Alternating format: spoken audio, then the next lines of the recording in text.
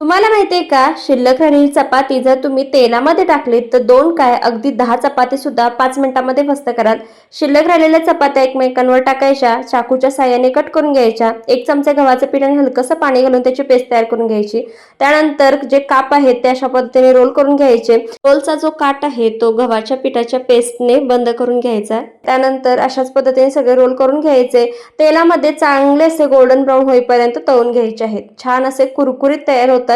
दुसरीकडे एका कढईमध्ये चमचाभर तेल घ्यायचं. हलकंसं गरम झालं की त्यामध्ये टोमॅटो सॉस, हलकासा सोया सॉस, बारीक चिरलेला कांदा, हिरवी मिरची घालायची.